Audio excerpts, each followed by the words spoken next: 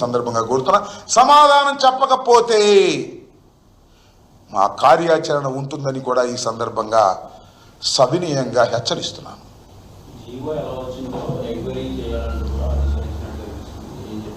GO ఎలా వచ్చింది enquiry చేస్తారా? ఎక్కడ జీవో అది? ఏ గవర్నమెంట్? కర్ణాటక గవర్నమెంట్దా? కాదు, కర్ణాటక గవర్నమెంట్దా లేకపోతే తెలంగాణ గవర్నమెంట్దా లేకపోతే సెంట్రల్ గవర్నమెంట్దా జీవో ఎట్ట వచ్చిందని? జీవో ఎట్ట వచ్చిందే ఉందండి స్వామి, నాకు అర్థం కాల. నీ ప్రభుత్వంలో జీవో ఎట్ట వచ్చిందో ఎంక్వైరీ చేస్తానంటావేంటి? బుద్ధి జ్ఞానం ఉండాలి కదా. నీ ప్రభుత్వంలో జీవో వచ్చింది, దీన్ని ఎంక్వైరీ చేస్తావా? మళ్ళా కాపును మోసం చేద్దామని?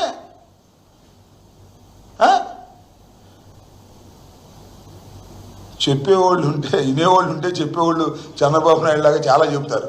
నీ ప్రభుత్వంలో వచ్చిన జీవోని, ఈ ఆర్టీ నెంబర్ 852ని ఎలా వచ్చిందో ఎంక్వైరీ చేస్తావా? నీ ప్రభుత్వం తగలయ్యా, ఉండా చచ్చా? ఎందుకు నాకు అర్థం కాలేదు. ఎందుకు నీ ప్రభుత్వం తగలేసుకొని నాకు అర్థం కాలేదు. నీ ప్రభుత్వంలో జీవో ఎట్లా వచ్చిందో నువ్వు ఎంక్వైరీ చేసే పరిస్థితికి దిగజారిపోయావంటే నువ్వు అడ్మినిస్ట్రేటర్వా? ఈనాడులోనూ ఆంధ్రజ్యోతిలోనూ ఊరిని రాంచుకోవడం తప్ప మా చంద్రబాబు అద్భుతమైన అడ్మినిస్ట్రేటర్ అంటే నువ్వు అంత అడ్మినిస్ట్రేటర్, నీకు తెలియకోకుండా జీవో వచ్చిందో ఎందుకండి నీ ప్రభుత్వం? నాకు అర్థం కాలేదు. ఏమి లేదు, డ్రామా, సమయం చూసేసేస్తాడు అంతే. ఇప్పుడేదో ఆ పేపర్లు ఈ పేపర్లో రాశారు కాబట్టి ఊరిని అక్కడక్కడ ఇట్లా లీకులు ఇస్తున్నారు. లీకులు తప్ప ముందు మాట్లాడమని వచ్చి చంద్రబాబు నాయుడు గారిని మాట్లాడమను. ఈ జీవో పొరపాటు అయిపోయింది, పొరపాటున మా వాడు